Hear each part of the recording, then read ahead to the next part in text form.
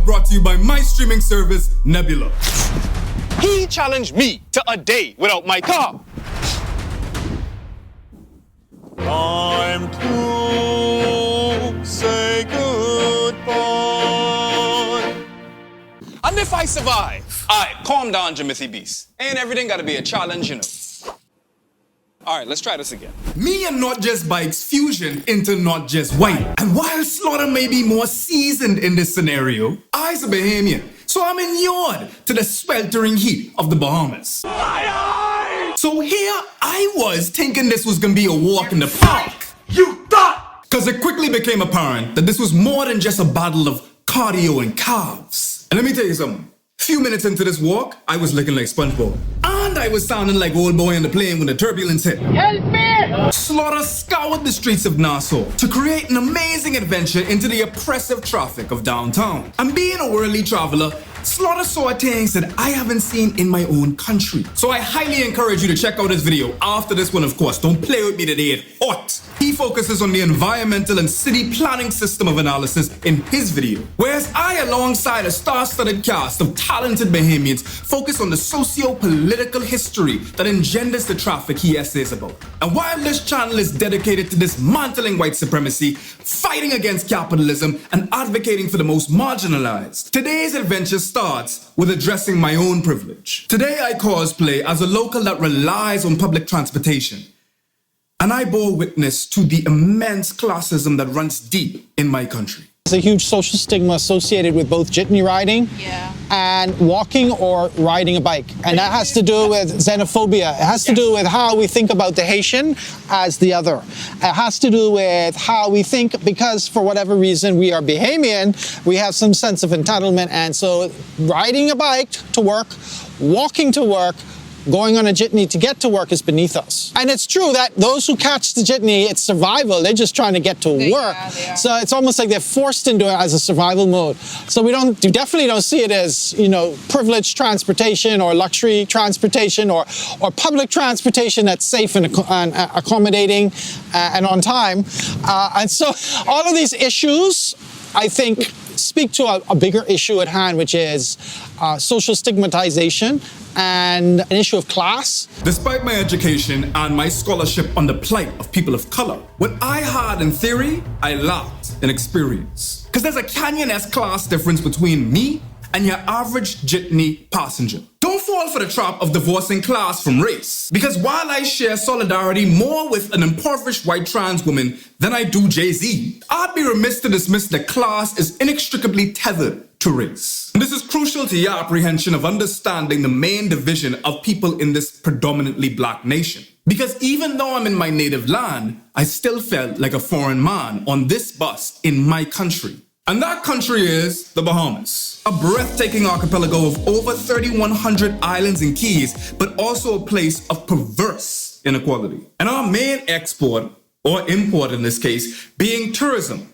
which may fuel the economy, but it only exacerbates the racial and class segregation that has plagued the capital city of Nassau for decades, which you can clearly see on Bay Street. Downtown was the marketplace. I remember when the first fast food restaurant was introduced, Kentucky Fried Chicken. Back to the days when I and people my age and others lived around and in the city, and that's what causes more commerce to come back to the city. A bustling artery that ferries millions of visitors every year.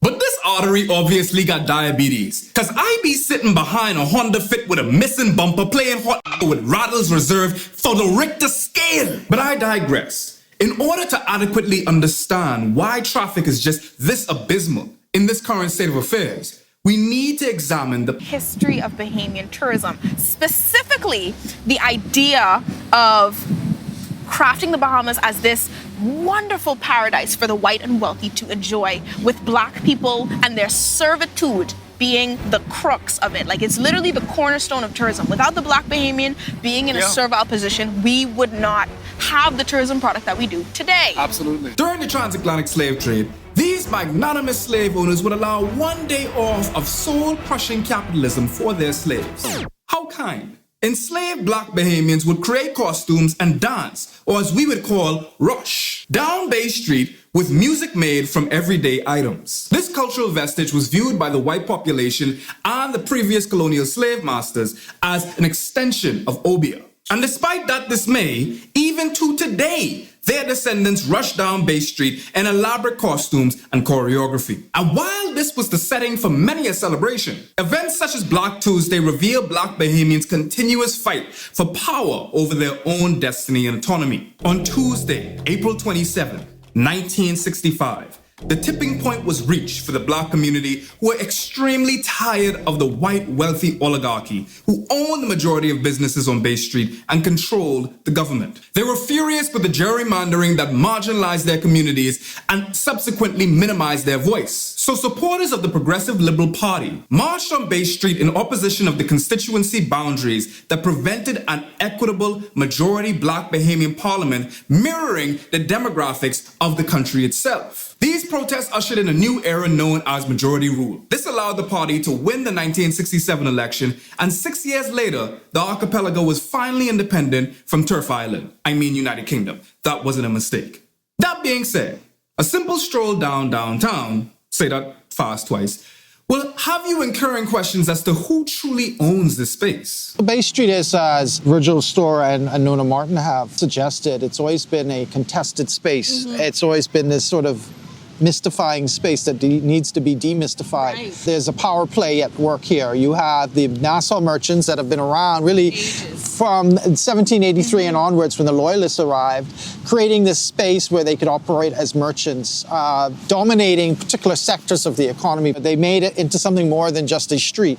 It became a space for political, social, and economic power and control. As a heavily contested area, its historical conflict manifests in the numerous monuments and buildings throughout. Statues and busts honoring both racist colonial figures as well as our heroes. Why Columbus, a dizzy whore responsible for a litany of genocide, intimacy and bloodshed, and voracious, rapacious violence, is still looking down upon our downtown at that time, only the Lord himself knows. But these colonial vestiges are ironically juxtaposed by our new colonial masters, Tig Heuer and Diamond International. This reveals an unfortunate truth.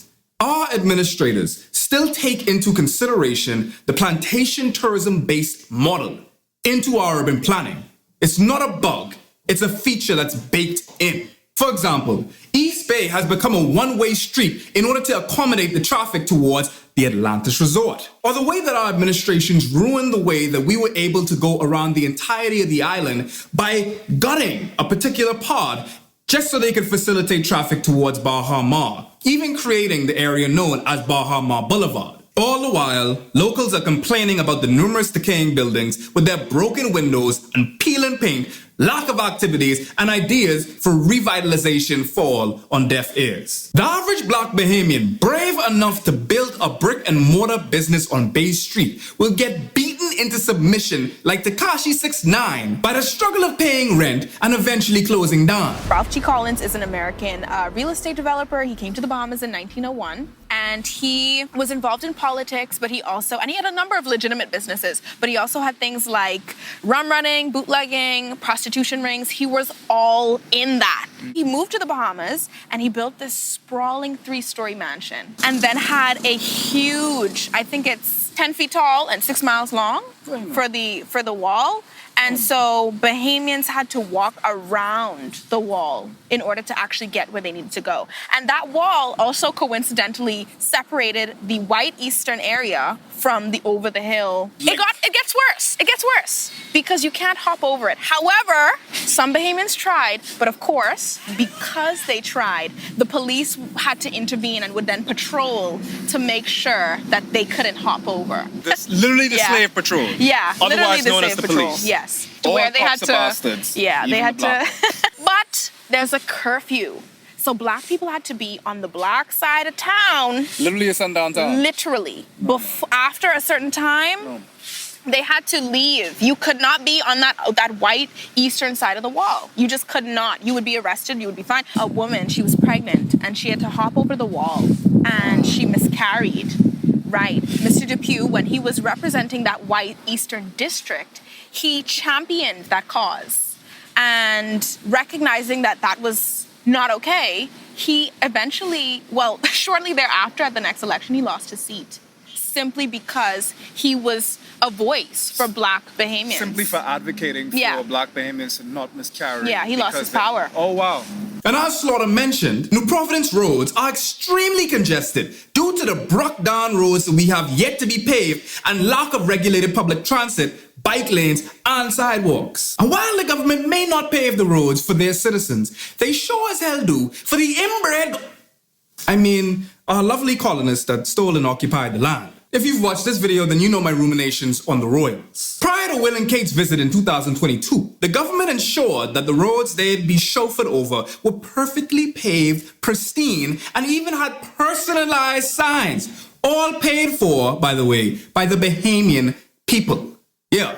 When they come down here, they don't even pay. Organizations such as the National Reparations Committee released a response, noting that the Cambridges and their family of royals and their government must acknowledge that their diverse economy was built on the backs of our ancestors. And then they must pay. Future me, can you insert the clip from the Boondocks where Riley was saying, pay what you owe? Oh, yeah.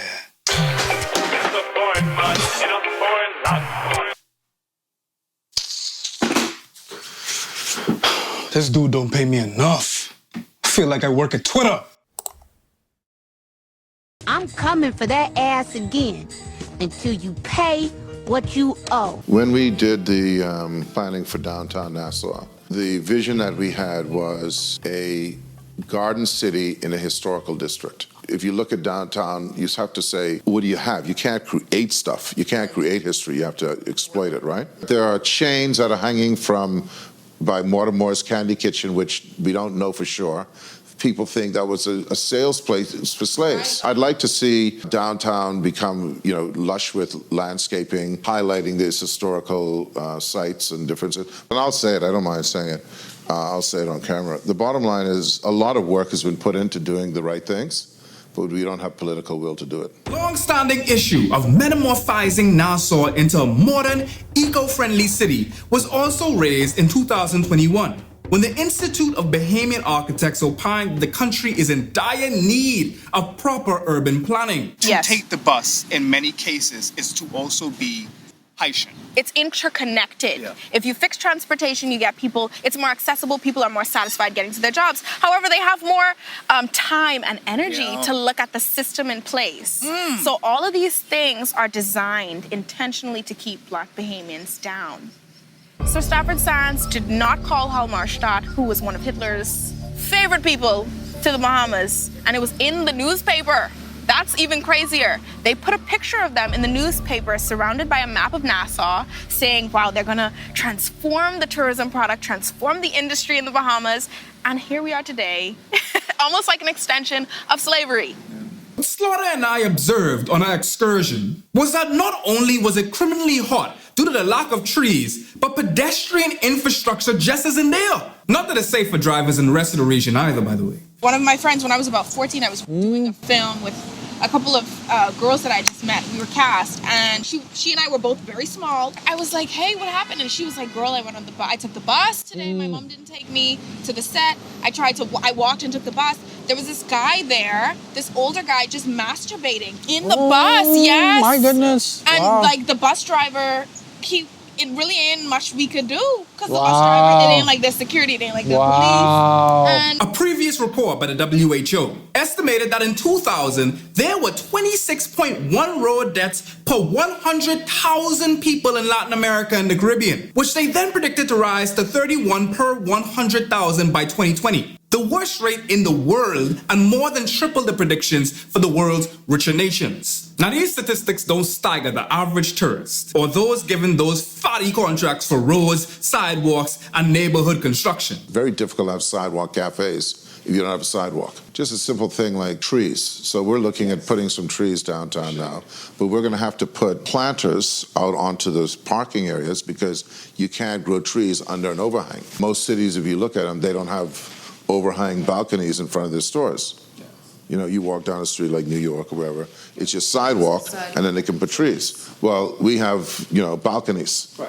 Well, a tree doesn't grow on that balcony. Tourism, the country's bread and butter, revolves around the consumption, spectacle, and servitude of the average black Bahamian. Locals given the paradox of choice, which as you know would not be a choice at all, in fact is coercion under capitalism, to take one of the innumerable jobs in tourism, spend lifetimes in traffic just getting to and fro the hotels and their many shopping outlets. The plantation to paradise paradigm is really all in the same. It's a reflection of what we call continuity, because while we ended slavery in 1834 officially, the unofficial version of it continued right into the 20th century, where you have the black masses, persons who were formerly enslaved, coming out and having to work in a debt cycle where, whether it be the truck, credit, share system, labor tenancy, they're basically working without pay, and they're working basically to pay off the debt for the credit that they borrowed on,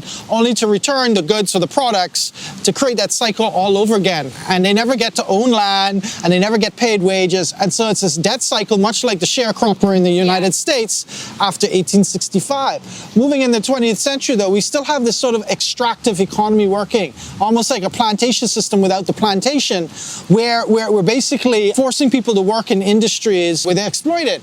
And then we see that developing with modern tourism, where you have a racial element assigned to it. Yes. Particularly when American foreign investors come in the 1920s, you have the rigid stratification along racial lines occurring, much more so towards the U.S. variant of Jim Crowism, as opposed to the West Indian tripartite model which existed beforehand. As a result of that, you have places like the Savoy, completely segregated. You have hotels where Burt Cambridge is an entertainer wanting to come in, but he's got to go through the back door to play in front of an all-white audience. You have the Dart, a mailboat that is split between white and black passengers. The white passengers get the cabin space, the blacks are upstairs on the deck with the livestock, right? So all of this speaks to racial divisions, and it speaks to divided society. Here comes Stafford Sands along, and he's going to develop this idea of tourism. He's going to invest. First, it's called the Development Board, creating an environment where you can bring in multi-foreign direct investors, establishing benefits and tax breaks so that they can invest in the Bahamas, build hotels, but guess what? Enforcing that racial divide inside the hotels. But even when the anti-discriminatory resolution is passed in 1956, which kind of officially ends segregation on the de facto, you still have the de jure level where you have the customary cultural practices of race discrimination. A U.S. example that I can think of that comes to mind is the Civil Rights Act. 1964, remember John F. Kennedy is assassinated, and so LBJ comes in, he says, we've got to pass this, you know, at least for the memory of JFK, because he fought for civil rights. Malcolm X's response is simple. He says, this is like giving a dog a bone for 400 years of oppression. Why? Even Martin Luther King recognized it didn't resolve segregated cities and the wealth gap, wealth inequality. It didn't resolve the issue of voting rights. That's why they had to go ahead and pass a few years later a Voter Rights Act. It didn't resolve police brutality and profiling. In the 18th and 17th century, when people would visit the Bahamas, and the 19th, even up to the 19th century, there were tourist pamphlets, and they would have drawings of black people being called and talking about how white American people need to visit black Bahamian churches because they're jumper churches, and they will see the spectacle and they're acting like monkeys, even going so far as to say the average Bahamian Negro is not as aggressive or as angry as their American counterpart. Someone even wrote this, I think it was a gentleman, he was staying at, well, a racist man. He was staying at, I think, the Royal Victoria Hotel, and he wrote in the tourism pamphlet that, oh my God, I love being here. The Bahamas is so lovely, and the Negroes are so subservient. There was a black Bahamian boy who was waiting for me, and he waited 3 hours in the hotel lobby for me just to get 10 pence. When engaged with such historical areas such as Bay Street, planners should consider these stories, requests by locals, and remember the power dynamics of these streets and thoroughfares for a more inclusive city, accessible to all, not just a few. Tourism has to be pivoted in a way that benefits us. Yes. We need to work on building out boutique resorts, smaller resorts that have a niche market in mind. So let's think of an eco-friendly resort that, you know, works on solar power, has features of glass, a natural environment, allows people to go out into an environment, maybe a park that extends from the resort, that allows you to go kayaking, allows you to do some bird watching, allows you to do everything that's kind of connected to the ethos of BNT, right? Right. And imagine, on the other hand, if you have a boutique resort near, let's say, Steventon Exuma, the jailhouse. And so it's a heritage site, it's a heritage boutique resort, and so you have almost like a museum inside the foyer of the resort. All right, you have artifacts, you have a curator who actually has things on display. Brilliant. So what I'm trying to suggest to us is, let's build out boutique resorts that engage the orange, the blue, and the green economies. Right? And let's think a little bit more sustainability in a sustainable way, right? So that we are looking at long-term benefits for our communities. Like our ancestors, we should endeavor to reimagine the Caribbean into a sustainable tropical utopia focused on accessibility, walkability, and naturally, less of these damn gas guzzlers. But despite the bloody history, expressions of Black Bahamian freedom continue, illustrated not only through our Junkanoo, but in the Black-owned businesses on Bay Street. School children exploring the straw market, Bahamian women perusing our stores, and most of all, beautiful Black bodies moving without fear of curfew, beatings, or harm. Unless you're queer. But for every beautiful Black body, there's someone mocking. Like in J Balvin's video, Peras, where he paraded Black women on a leash as he dribbled lyrics, errant lyrics, through his grills-studded teeth. I cannot make this up. While we're often fighting Magomea sapiens in the foreign land, today's white supremacy manifests itself in the Colombian J Balvin, bringing us to an exigent and overdue conversation, the anti-Blackness in the Latino community. Now stop looking on my channel for that video because it ain't there, at least not yet. But you can get it first on my streaming service, Nebula. Nebula is the prestigious, largest creator-owned streaming service that liberates us from the shackles of a biased algorithm in YouTube. You get bonus and extended videos from your favorite independent creators like Little Joel and Big Joel. No, they're not the same people, you yam head. They're the same people. Or gain access to Nebula exclusive that will never be seen on YouTube, like the new F Word by Second Thought. And by using my link in the description, you not only get a 40% off discount for an annual plan, but you also get access to Nebula classes, where you can learn to sue like legal, or conduct capitalism ethically with Thomas Frank.